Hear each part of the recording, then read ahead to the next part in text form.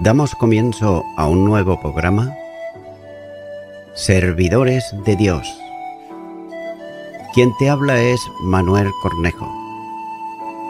Estaré compartiendo la palabra de Dios y lo haré de una manera expositiva, versículo a versículo. Y en esta ocasión será en la epístola de Pablo a los Colosenses, capítulo 1 y versículo 1, donde dice: Pablo, apóstol de Jesucristo por la voluntad de Dios, y el hermano Timoteo.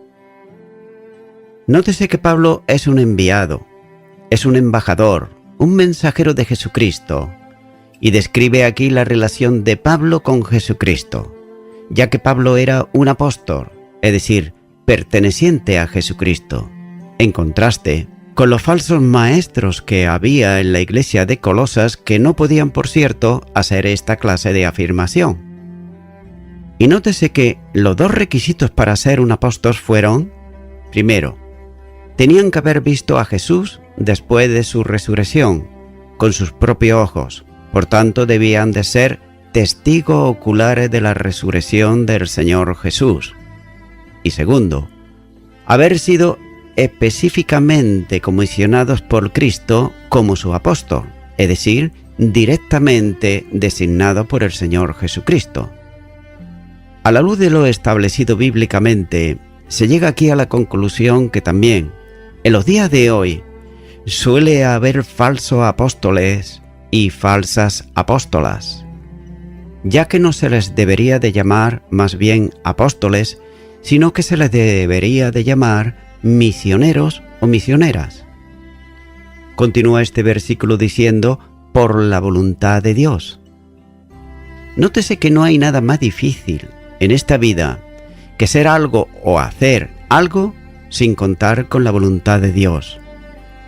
Una de las causas que mayor frustración pueden producir en alguien es estarse dedicando a algo que precisamente no les gusta, pero que lo hacen básicamente por ganarse el sustento diario o por su propia vanagloria. También sigue diciendo este versículo: y el hermano Timoteo. El nombre Timoteo significa yo honro a Dios. Este joven era un joven natural de Litra, Asia Menor, y su madre era judía y su padre era griego, como así señala en Hechos de los Apóstoles capítulo 16 y versículo 1, cuando dice: después llegó a Derbe y a Litra, y he aquí, había allí cierto discípulo llamado Timoteo, hijo de una mujer judía creyente, pero de padre griego. Es probable que conociera Timoteo el Evangelio en su propio hogar, y lo hiciera por la educación tanto de su madre como de su abuela, como así señala la segunda carta a Timoteo capítulo 1, versículos 5, capítulo 3 y los versículos 14 y 15. Por tanto, Timoteo acompañó a Pablo durante su segundo viaje misionero, como dice Hechos de los Apóstoles capítulo 16, versículo 3, cuando dice: quiso Pablo que éste fuese con él, y tomándole le circuncidó, por causa de los judíos que había en aquellos lugares, porque todos sabían que su padre era griego. Así, por tanto, Pablo consideraba a Timoteo como su compañero más idóneo en el ministerio, como también señalaría en la carta a los Filipenses, capítulo 2, y los versículos 19 al 23. Y también posteriormente Timoteo realizó un ministerio pastoral en Éfeso, como señala la primera carta a Timoteo capítulo 1 y versículo 3, donde dice: como te rogué que te quedases en Éfeso cuando fui a Macedonia, para que mandases a algunos que no enseñen diferente doctrina. Y también, antes de su muerte, el apóstol Pablo le pidió que fuese a verle a la cárcel, como dice la segunda carta a Timoteo capítulo 4 y versículo 9. Procura venir pronto a verme. Por otro lado, la tradición dice, y nótese, he dicho la tradición, no la Biblia, la tradición dice que Timoteo murió como mártir, atravesado por flechas, y Pablo pone de manifiesto su aprecio hacia Timoteo, llamándolo aquí hermano. Continúa ahora con el versículo 2, donde dice: a los santos y a los fieles hermanos en Cristo que están en Colosas, gracia y paz sean a vosotros, de Dios nuestro Padre y del Señor Jesucristo. La carta está dirigida a la iglesia, y recuerdo que la iglesia no es el edificio, sino que son las personas. Por otro lado, cuando está diciendo aquí el apóstol Pablo santos, significa separados, apartados, para un uso especial, ya que los cristianos, por virtud de su fe en Cristo Jesús, han sido, es decir, hemos sido separados para Dios. De manera que los creyentes en Colosas eran santos, y lo eran porque estaban precisamente en Cristo Jesús. Es decir, que ellos físicamente estaban en Colosas, pero espiritualmente estaban en Cristo. También sigue diciendo este versículo, fieles. Aquí indica el origen de esa separación, la fe para salvación. Los únicos verdaderos santos son los creyentes. Y Cristo no demanda de sus seguidores que tengan capacidades adquiridas por nuestros propios esfuerzos, sino que seamos simplemente fieles a Él. Nótese lo que dice la palabra de Dios en Apocalipsis, capítulo 2 y versículo 10. Sé fiel hasta la muerte y yo te daré la corona de la vida. Continúa diciendo este versículo, gracia y paz sean a vosotros. Aquí la palabra gracia significa el don inmerecido y es producto del amor leal y fiel de quien ejercita la gracia, es decir, de Dios.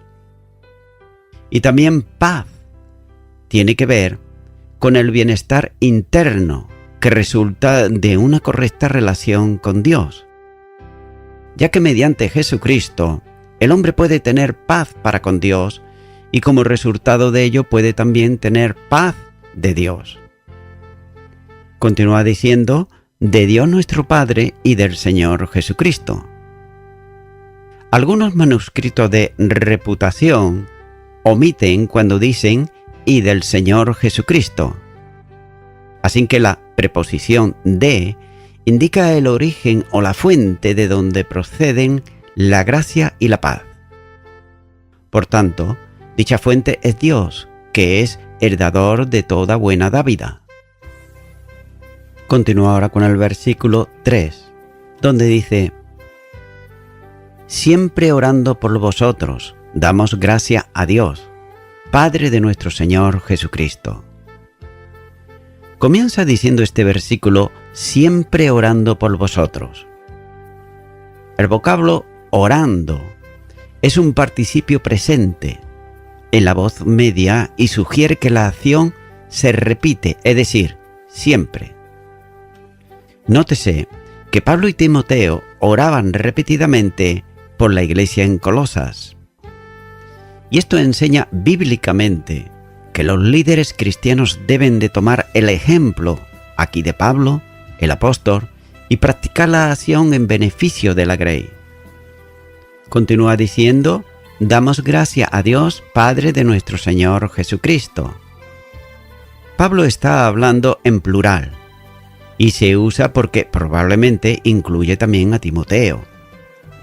La expresión Padre de nuestro Señor Jesucristo sugiere que en la misma manera que el Padre es también Padre de nuestro Señor Jesucristo, nuestro Dios lo es también, por tanto, suyo.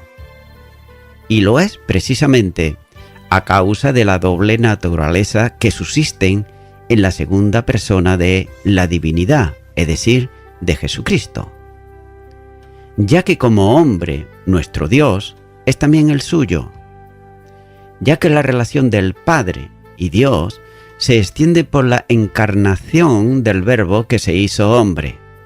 El Evangelio de Juan, capítulo 1 y versículo 14, dice: Y aquel Verbo fue hecho carne, y habitó entre nosotros, y vimos su gloria, gloria como del unigénito del Padre, lleno de gracia y de verdad.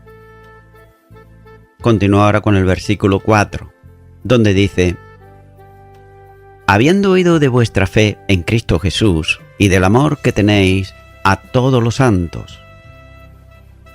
Nótese que Pablo está agradecido con Dios por su fe en Jesucristo. Y los colosenses no eran como algunos que pervertían el Evangelio, como diría por ejemplo en Gálatas, capítulo 1 y versículo 7, cuando dice: No que haya otro, sino que hay algunos que os perturban y quieren pervertir el Evangelio de Cristo. Y los colosenses tampoco eran de aquellos que desobedecían a la palabra de Dios. Nótese lo que dice la primera carta de Pedro, capítulo 4 y versículo 17, cuando dice: Porque es tiempo de que el juicio comience por la casa de Dios, y si primero comienza por nosotros, ¿cuál será el fin de aquellos que no obedecen al Evangelio de Dios?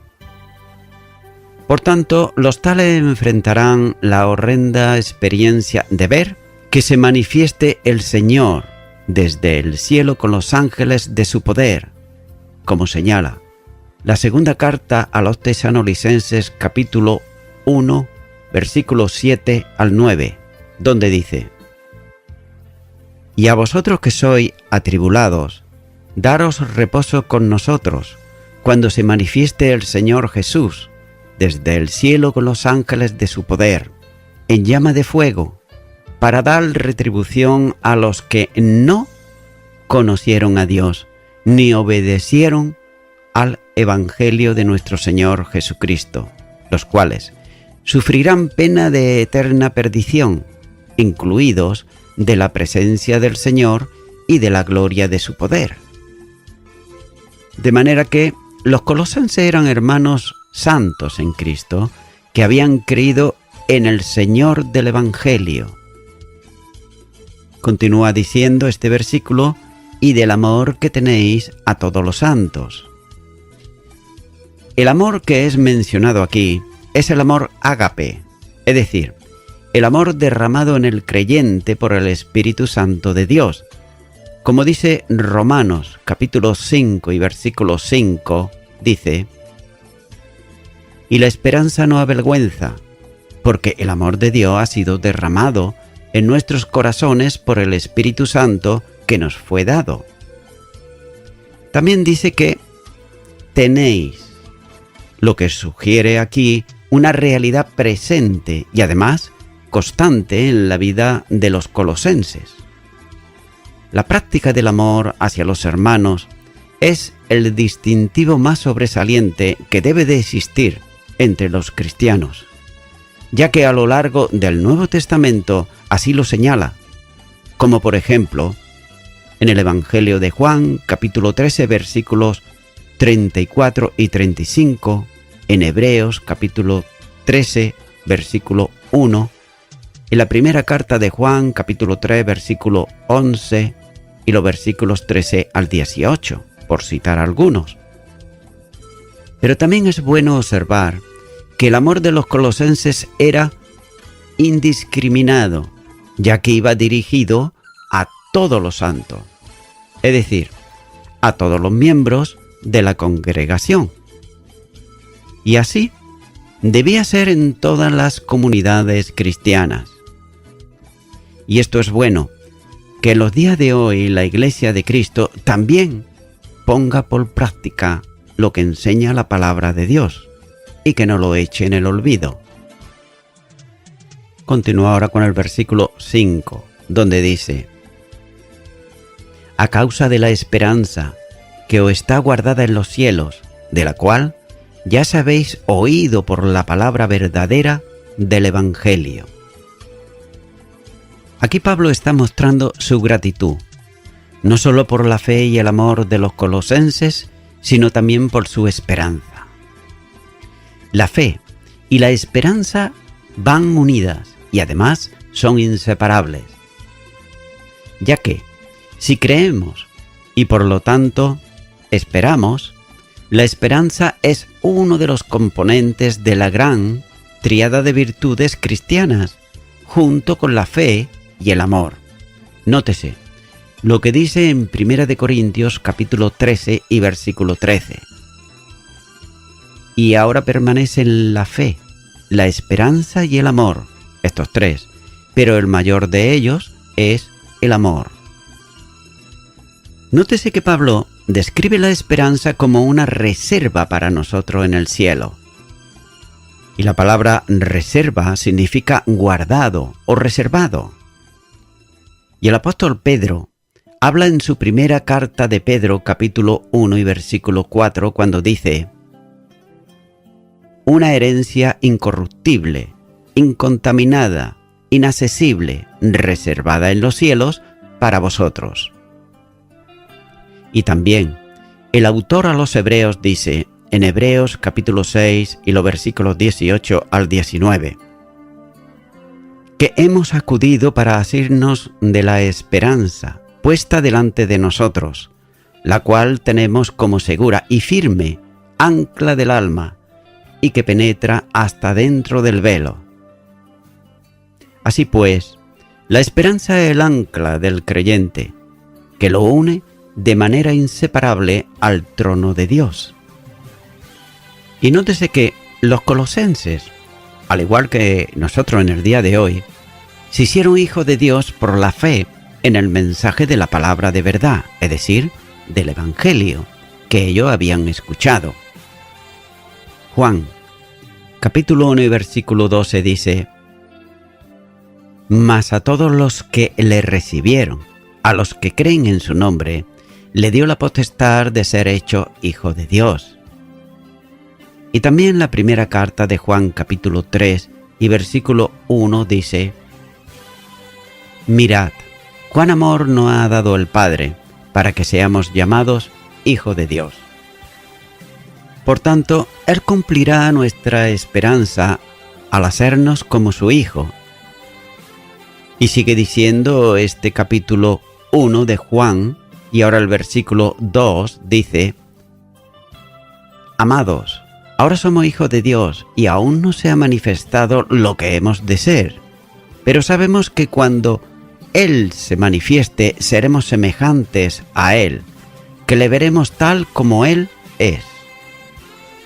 Por otro lado, téngase en cuenta que Moisés es un buen ejemplo de alguien que estuvo dispuesto a sacrificar el presente por la promesa de su esperanza futura, como así señala Hebreos capítulo 11 y los versículos 24 al 27, donde dice: por la fe Moisés, hecho ya grande, rehusó llamarse hijo de la hija de Faraón, escogiendo antes ser maltratado con el pueblo de Dios que gozar de los deleites temporales del pecado, teniendo por mayores riquezas el vituperio de Cristo que los tesoros de los egipcios, porque tenía puesta la mirada en el galardón.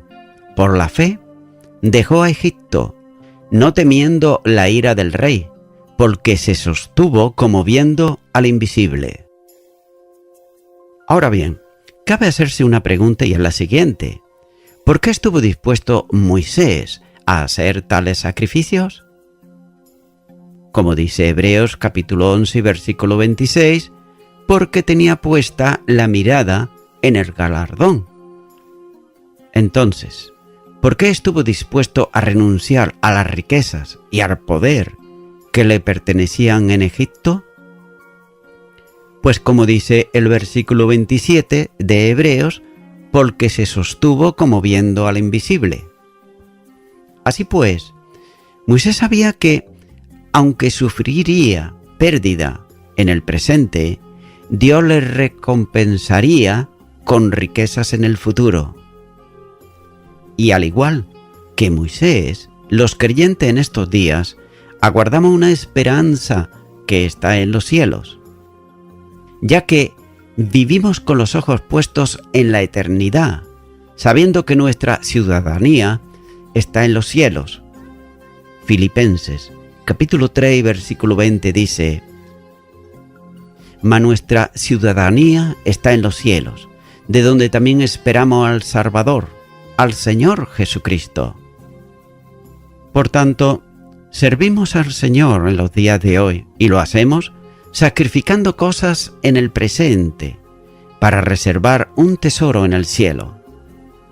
Como Pablo, dejamos de lado nuestros privilegios para obedecer la voluntad de Dios y disciplinarnos a nosotros mismos a fin de ganar una corona incorruptible.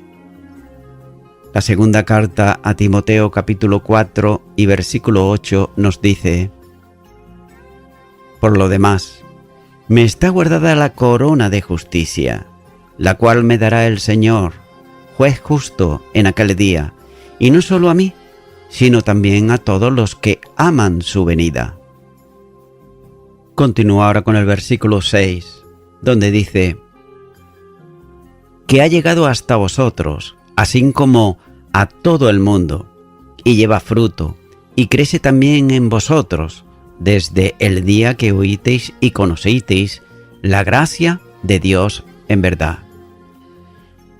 En aquel tiempo como en los días de hoy, el cristianismo no es una pequeña secta más en el Imperio Romano, ni tampoco, como he dicho, lo es en el día de hoy, ya que el cristianismo no era un culto más, como los muchos dioses que ellos tenían en Colosa. Era y sigue siendo la actualidad de las buenas nuevas para todo el mundo, ya que el Evangelio significa precisamente eso, buenas nuevas, que trascienden todas las fronteras étnicas, geográficas, culturales y políticas. Así pues, la difusión del Evangelio a todo lo largo y ancho del Imperio Romano fue un presagio de su difusión en todo el mundo, ya que el Evangelio, en aquella época y en esta, es un mensaje de esperanza para todos los pueblos y para todas las culturas. La verdadera Iglesia, que es el cuerpo de Cristo, es decir, de aquellos que han experimentado o hemos experimentado el nuevo nacimiento. Téngase en cuenta que no son las denominaciones, ni tampoco las religiones, ya que la verdadera Iglesia de Cristo está conformada por personas de todo el mundo, que forman el cuerpo de Cristo. Apocalipsis, capítulo 14 y versículo 6 dice: «Vi volar por medio del cielo a otro ángel, que tenía el Evangelio eterno, para predicarlo a los moradores de la tierra, a toda nación, tribu, lengua y pueblo». De manera que el Evangelio no es un sistema ético estático, es decir, no es para que quede cerrado en cuatro paredes, sino que debe de ser una realidad viva, en continuo movimiento y además en continuo crecimiento espiritual. Y es solamente entonces, cuando esto ocurre, es que cuando se puede llevar verdaderamente fruto y se puede expandir. Hebreos, capítulo 4 y versículo 12 dice: «Porque la palabra de Dios es viva y eficaz». Cuando el Evangelio entra en un corazón preparado por Dios, lleva fruto, como podemos observar en la parábola del sembrador en el Evangelio de Mateo capítulo 13 y los versículos 3 al 8. Además, posee un poder divino que lo impulsa a crecer de la misma manera que una semilla de mostaza crece hasta convertirse en un árbol, como también dice Mateo capítulo 13 y los versículos 31 al 32, donde dice: «Otra parábola les refirió diciendo: el reino de los cielos es semejante al grano de mostaza que un hombre tomó y sembró en su campo, el cual, a la verdad, es la más pequeña de todas las semillas, pero cuando ha crecido es la mayor de las hortalizas y se hace árbol, de tal manera que vienen las aves del cielo y hacen nido en sus ramas. Y también, el apóstol Pedro dice que el Evangelio produce crecimiento espiritual. En su primera carta de Pedro, capítulo 2 y versículo 2, dice: «Desead, como niños recién nacidos, la leche espiritual no adulterada, para que por ella crezcáis para salvación». Así pues, el Evangelio viviente es el poder que transforma. Y al hacerlo, el testimonio de las vidas transformadas lleva fruto, trayendo además a nuevos creyentes. Sigue diciendo este versículo: «Conocisteis». Esto significa conocimiento pleno, ya que la palabra está en auristo y es ingresivo, es decir, vinisteis a conocer. De manera que los colosenses oyeron y vinieron a conocer era nada más que la gracia de Dios, es decir, el amor fiel y leal de Dios hacia ellos. Y ese conocimiento pleno les llegó mediante el mensaje del Evangelio y lo conocieron cuando está diciendo en verdad. Es decir, fue un conocimiento genuino y además completo de un mensaje también genuino y completo. Por tanto, no era como el mensaje de los falsos maestros, que era incompleto y además era erróneo. Y téngase en cuenta que Pablo escribe a los colosenses porque estos necesitaban recordatorios de su fe y esperanza, para profundizar y fortalecerse en su madurez en Cristo Jesús, como más adelante veremos en este capítulo en el versículo 28. Y también el apóstol Pablo está preocupado y quiere ayudarles a enfrentar el descrédito que los oponentes hacen de su esperanza y a rechazar la falta de atracción de las filosofías humanas. Nótese que los cristianos solían creer que la verdad no cambia como un caleidoscopio. No obstante, el relativismo pragmático domina cada vez más la cultura de nuestro tiempo y ha llegado incluso a empezonar la percepción que muchos creyentes que tienen de las cosas, ya que este relativismo asume que una idea no puede ser intrínsecamente verdadera, pero es buena si funciona. En otras palabras, si para mí funciona ya es válido, pero no tienen en cuenta la palabra de Dios, lo que Dios, nuestro Creador, nos está diciendo en su palabra. Y voy concluyendo ya con esto. En nuestros días, son menos los cristianos que presuponen que el cristianismo proporciona el estándar de verdad y moralidad con el que evaluar todos los aspectos de la vida y de las demás religiones, ya que muchos asumen que todos adoramos al mismo Dios, como por ejemplo el ecumenismo, y que cualquier cosa que alguien decida creer sobre ese Dios es válida, o tan buena como la que pueda creer otro, porque de esta manera así creen ellos. Pero sin embargo, no tienen en cuenta que bíblicamente, cuando Israel, el pueblo de Dios, adoraba a otros dioses, primero Dios avisaba por medio de sus profetas, y si no se arrepentían, venía disciplina de parte de Dios para ellos, como por ejemplo, cuando fueron llevados a la cautividad en Babilonia. Y, en palabras de hoy, esto es, como se suele decir, un aviso para navegantes. Estimado y estimada oyente, No todo lo que dice el hombre que es bueno lo es espiritualmente hablando. Mira lo que dice la palabra de Dios en Deuteronomios, capítulo 4 y versículo 35. A ti te fue mostrado para que supieses que Jehová es Dios y no hay otro fuera de él. Así pues, la misma palabra de Dios, y Dios lo revela bien claro, que fuera de él no hay más dioses. Él es Dios, el Dios de la Biblia, que creó los cielos y la tierra, y además creó al hombre a su imagen y semejanza. Por tanto, todos los demás dioses no han creado absolutamente nada, porque son incapaces de hacerlo, y lo son porque son pura invención humana, de sus filosofías y sus delirios de grandeza. Así pues, estimado y estimada oyente, si todavía no tienes la seguridad de la salvación de tu alma, hoy puedes tenerla, y la puedes tener aceptando el don de la salvación que Dios provee en Cristo Jesús, y lo hace a todo aquel y aquella que a Él viene con un corazón arrepentido.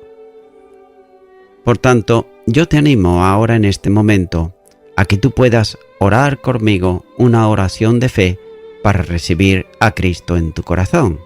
Ora conmigo y repite ahí a donde estás. Dios eterno, tu palabra dice que tú has creado los cielos y la tierra, que tú eres el creador de todas las cosas visibles e invisibles, que tú has creado al hombre a tu imagen y semejanza. Yo lo creo firmemente. Y creo también que soy una persona pecadora. Por ello, en este momento me arrepiento de todos mis pecados y te recibo a ti, Jesucristo, como mi único y suficiente Salvador, y te doy gracias en tu nombre. Amén. Amigo y amiga oyente, si tú has hecho esta oración de corazón, te recomiendo que comiences a orar a Dios, en primer lugar, en el nombre del Señor Jesucristo. Orar a Dios no es rezar, sino que es hablar con una persona. También te recomiendo que leas la palabra de Dios y lo hagas a diario. Comienza, por ejemplo, con el Nuevo Testamento. Y también, por último, te recomiendo que para que puedas crecer espiritualmente, te congregues en una iglesia cristiano-evangélica, donde se predique, se enseñe y se practique la sana doctrina y la palabra de Dios. Congrégate ahí y con el tiempo podrás crecer espiritualmente y también servir al Señor Jesucristo. Que Dios te bendiga. Y a toda la audiencia, nuevamente ya me estoy despidiendo de todos ustedes y será hasta el próximo programa. Que Dios os bendiga a todos.